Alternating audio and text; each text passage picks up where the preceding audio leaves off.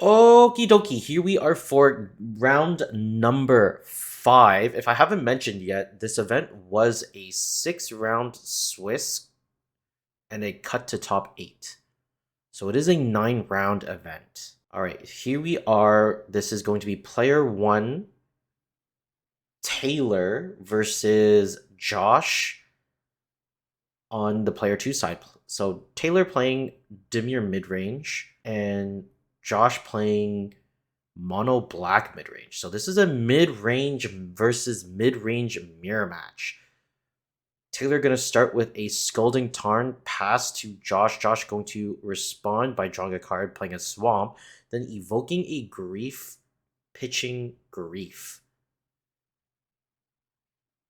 Check he's Taylor going to crack the Scalding Tarn in response. Finds an Underground Sea. Going to Brainstorm. There's a Brainstorm for Taylor. Draws 3 cards.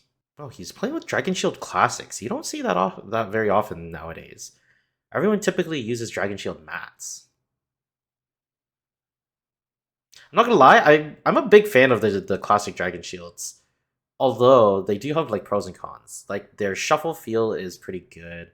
Their hand shuffle feel is fantastic. But a lot of the time I find that they curve inwards and they kind of tend to bend my cards, which is not ideal. All right. Going to finish the evoked Grief. Taylor going to be revealing Ponder, Sauron's Ransom, Polluted Delta, Wasteland, Force of Will, Brazen Borrower. Josh going to double check to see what Sauron's Ransom is, and it's kind of like a mini Factor Fiction. So for 3 mana, it's an instant. Your opponent looks at the top 4 cards of your library and puts them into 2 piles, one face up, one face down. You choose one of them, and the other ones go to the graveyard. So really nice card advantage spell that has a lot of mind games. Alright, so the Grief is going to be finished. Josh just going to pass it back. Taylor going to draw for his turn, play a Polluted Delta, and immediately crack it. Finds a second Underground Sea. There's a Hymn to Torok. Good old classic mid-range spell. So Josh going to discard Orcish Bowmaster, Urborg, Tomb of Yawgmoth. Gonna pass to Josh. Josh gonna draw for his turn. Looks like he picked up a Swamp off of the top of his library. So I think his hand, I'm not sure what the third card is, but I'm pretty sure it's a Swamp and an Opposition Agent in his hand currently. Taylor gonna slam down a Wasteland. Not looking too great against these Swamps. But, you know, mana's mana. Down comes a Murktide Regent, exiling 5 cards out of the graveyard. Gonna be a 7/7? 6/6. It is a 6/6. There's a Swamp for Josh. I think it's an Orcish Bowmaster in his hand. Just going to pass. Taylor going to draw for his turn. Goes to combat, swings in for 6, drops Josh down to 14. There's a Ponder in the second main phase. Josh going to respond, flashing in an Orcish Bowmaster. Brings in a Shining Charizard as an Orc army. Okay, here we go. Orcish Bowmaster battle. So before the Ponder resolves, Taylor is going to flash in an Orcish Bowmaster of his own, ping off Josh's Orcish Bowmaster. Oh, so they were resolving the ping. There's nothing for Josh to shoot down with his Bowmaster, so he's just gonna take the 1 damage from the Bowmaster shot. We're gonna resolve this Ponder. I think he's content with them. Draws off of the top from the Ponder. There's a Flooded Strand, and passes to Josh. Josh has 3 Swamps, 2 cards in hand, and a 1/1 Orc army token. Draws a Dismember off of the top. So there's Dismember, Opposition Agent, and I'm not sure what the third card is. So Taylor in a very dominant position here. Gonna crack a Flooded Strand. No Opposition Agent. Interesting. Alright, Josh just gonna pack it up. Draws a Looks on the top of the library, there's a second opposition agent. That is going to be Taylor taking game number 1 with Dimir Midrange over Josh's Mono Black Midrange. All right, here we are for game number 2. Josh is on the play after losing game number 1 to Dimir Midrange and the pilot Taylor.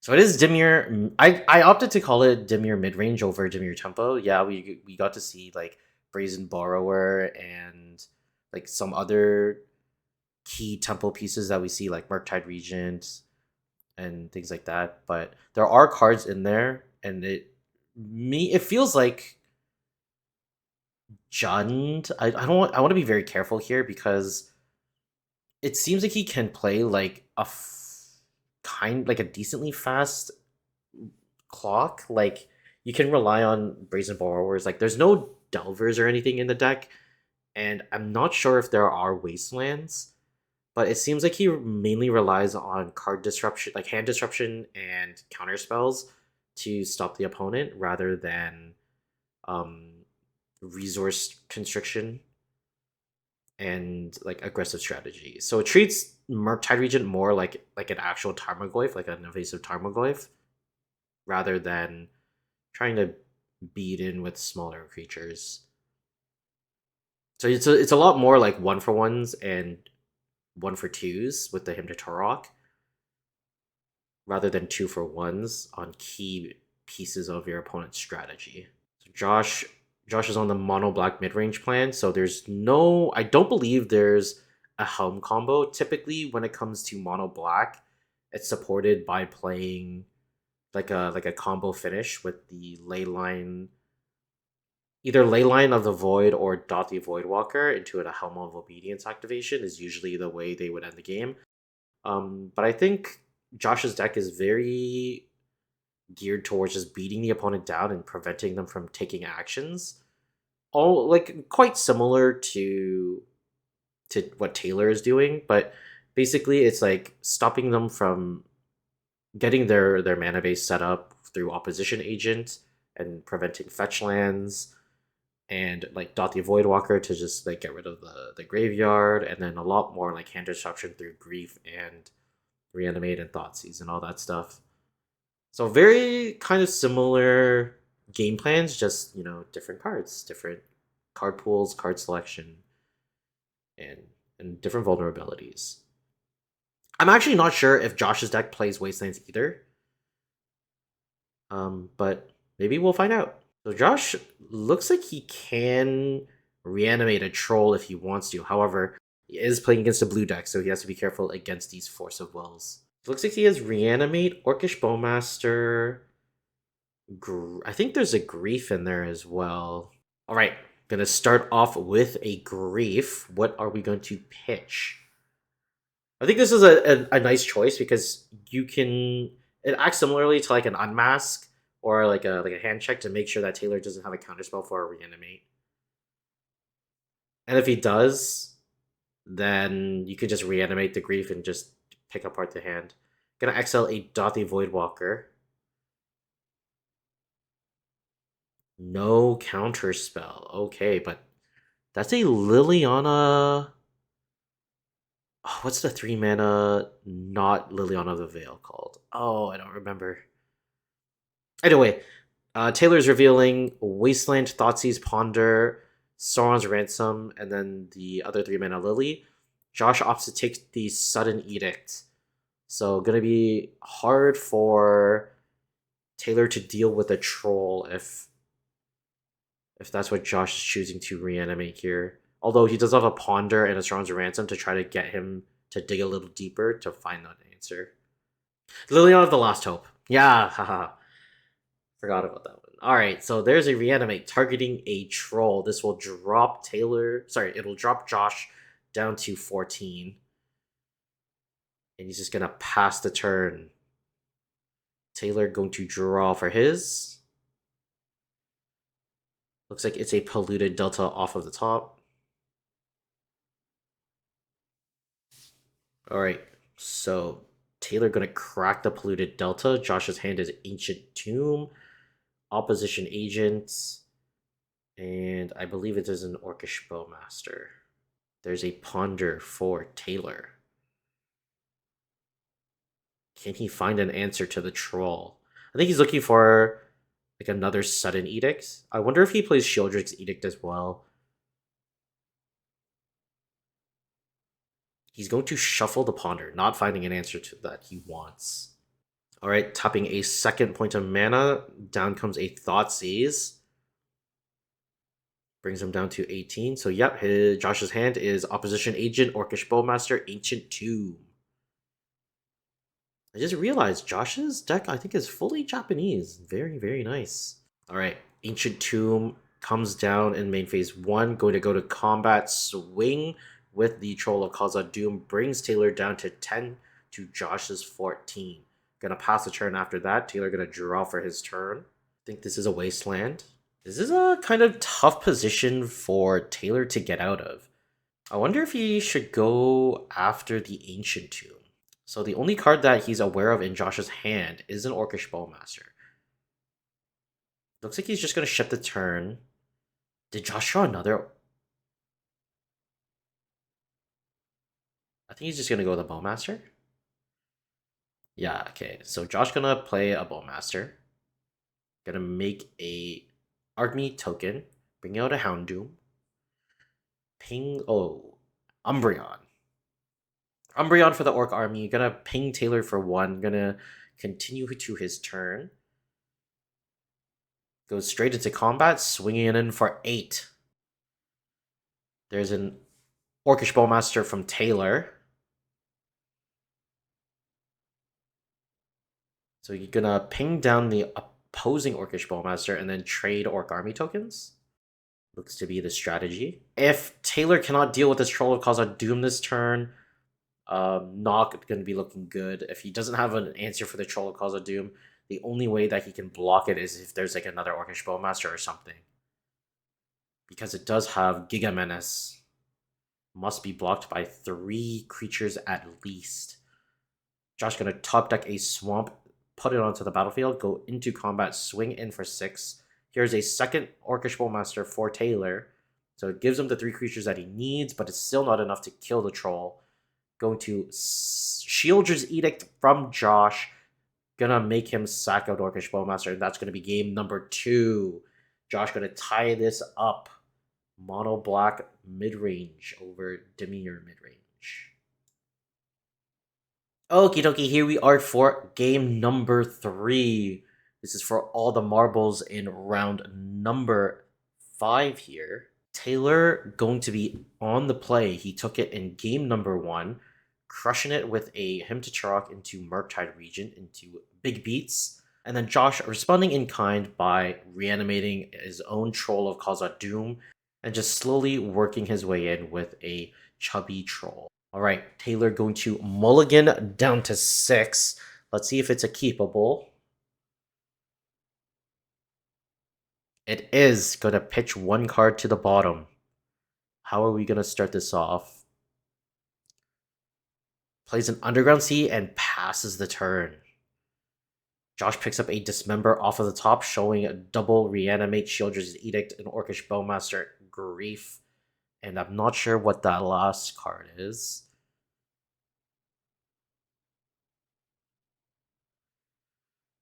So I'm going to start off with a Grief.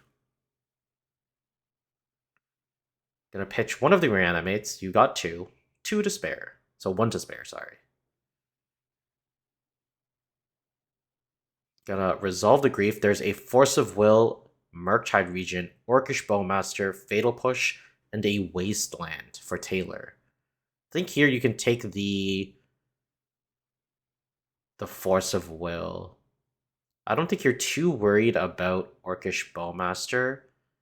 There's not really any way for Taylor to enable this Fatal Push Revolt.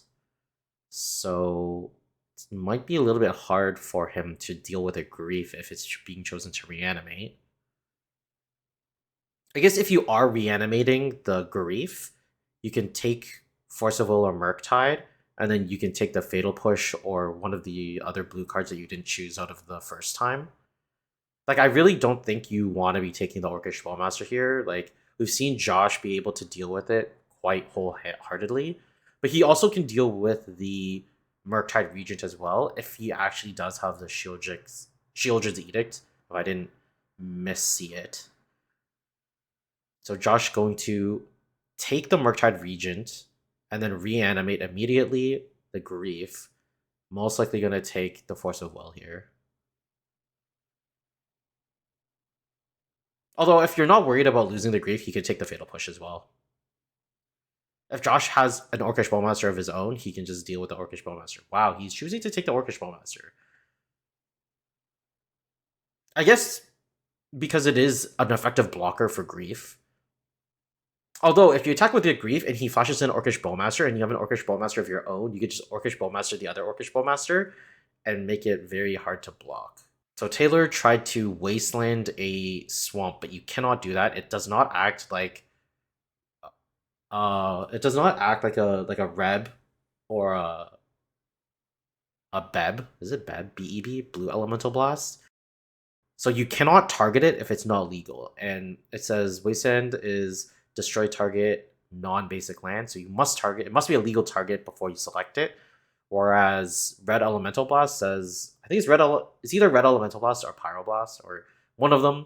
Whichever came first, you can choose to target something, but it only resolves and destroys or counters that spell if its condition is met, which is blue. It is not the case here. Grief going to swing in for 3, takes Taylor down to 17 to Josh's 16, and then Josh going to Swamp Cycle a Troll of Khazad-dûm, finds a swamp and plays the swamp. Taylor going to draw for his turn, picks up a Ponder, and going to immediately cast it. Going to look at the top 3. Looks like he's just going to shuffle the deck. So going to draw. Off of the Ponder, there is a Polluted Delta. Gonna crack the Polluted Delta. Finds Underground Sea. So that will fulfill the Revolt trigger, and there's a Fatal Push from Taylor, dealing with the Grief. It is now tied 16 all. I think Josh just picked up a Grief off of the top of his library for turn. So the unknown card that I couldn't identify was Chains of Mephistopheles. Okay, so Taylor is going to Force of Will the Chains of Mephistopheles. But there's going to be a Thoughtseize. Josh is going to reveal Orcish Bowmaster, Dismember, Grief, Shieldred's Edict. I think the best choice here is probably the Orcish Bowmaster. It stops Josh from putting pressure on. Like, Taylor doesn't have any cards in the hand. However, you now have to fight against 2 really good removal spells. There's a Wasteland for Josh. Josh's Wasteland infinitely better than Taylor's. Taylor gonna draw for his turn. There's a second Thoughtseize. So you can either start chipping away at Josh's removal spells, or you can take the Grief. Because Josh is 1 land away from hardcasting Grief. I think the choice is between either the Grief or the Shieldred's Edict, because if you can slam a Murktide big enough, then Dismember doesn't deal with it. Okay, so Taylor going to strip away Josh's attempt at pressure by taking the Grief, leaving him with just Dismember and Shieldred's Edict. I think Josh is debating on Wastelanding one of the Underground Seas. Yeah, looks like he is. Because he's not too worried about trying to get mana, because the Grief is gone now. Taylor gonna draw and just pass the turn. Might be a counter spell. Going to cycle a Troll of Khazad-dûm. That's a good reason to pop the Wasteland as well. You just replace your land. I wonder which mid-range deck is better positioned here. Like, obviously Josh is in a more advantaged position because he has 2 removal spells in hand, and we don't know what Taylor's card is yet. But I wonder who top decks better. I would imagine that it's Taylor, right? Because he's able to draw cantrips and he can dig deeper than what Josh can do. Like, Josh is going to be only seeing like essentially 1 card at a time. Josh gonna draw for his turn. Gonna play the swamp that he just searched for. And pass the turn back. Taylor gonna draw for his turn. Looks like he just sends it back. Josh going to draw and respond to it. Josh gonna draw for his turn. There's an Ancient Tomb, but that was drawn last turn. There's a Palantir of Orthonk. At the beginning of your end step, you can put an influence counter on it and then scry 2. Target opponent may have you draw a card. If they don't, you mill X cards, where X is the number of influence counters, and then that player loses life equal to the total mana value of those cards.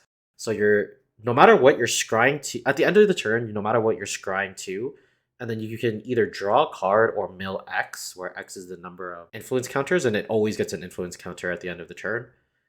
So you're either like losing like a ton of life, or your opponent is able to see up to 3 extra cards.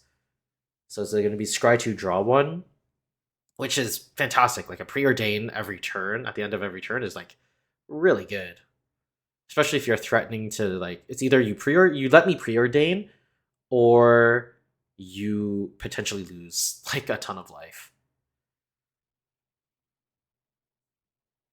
There's a Shieldred the Apocalypse for Josh. Looks like it's going to resolve and go to the end step. It's going to be the Palantir.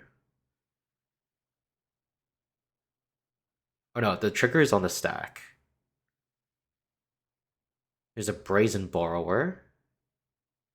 Going to return the Shieldred. Alright, so we're going to scry 2. Puts one to the bottom, and then keeps one on top. I think it's a Dothy Voidwalker that he kept on top. And it looks like Taylor's just going to let him draw a card. Taylor going to take his turn. Alright, so this Palantir has kind of like completely turned the tables. Like I was saying earlier in the game that Josh had Taylor had an advantage because of his cantrip spells. But when Josh can cantrip at the end of every one of his turns for free, I think it completely like changes the tide of the battle. So Josh going to play in Urborg Tomb of Yawgmoth for his turn. Go to recast a Shieldred the Apocalypse. Does it resolve? It looks like it does. Josh is going to go to his end step to trigger the Palantir. In response to the trigger, Taylor go to flash in Orcish Bowmaster. Okay, so Josh going to make Taylor going to sacrifice a non-token permanent or non-token creature. Gonna resolve the Palantir.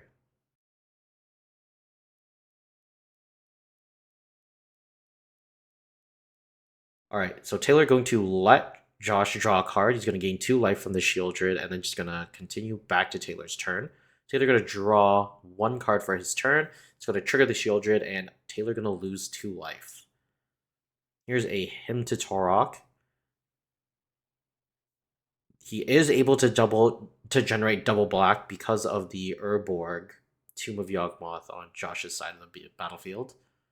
Josh gonna discard Plague Engineer, Dismember. Alright, so after the Hymn to Torok, Taylor's gonna pass it back to Josh. Josh going to draw for his turn. Gains 2 life. Want to go to combat? I think he just comes in for 4. Gonna chump block with the Orc Army. Go to the second main phase. There's a Dothy Voidwalker. Go to the end step. We're gonna trigger the Palantir of Orthonk. Josh gonna scry 2 and either draw or mill 4. Puts both to the bottom. Now it is Taylor's decision. He's going to mill. So there's 9, 4, 8, 12, 13 points of life loss for Taylor. And that will be Josh taking it over Taylor in game number 3. I'll see you guys next time. Take it easy.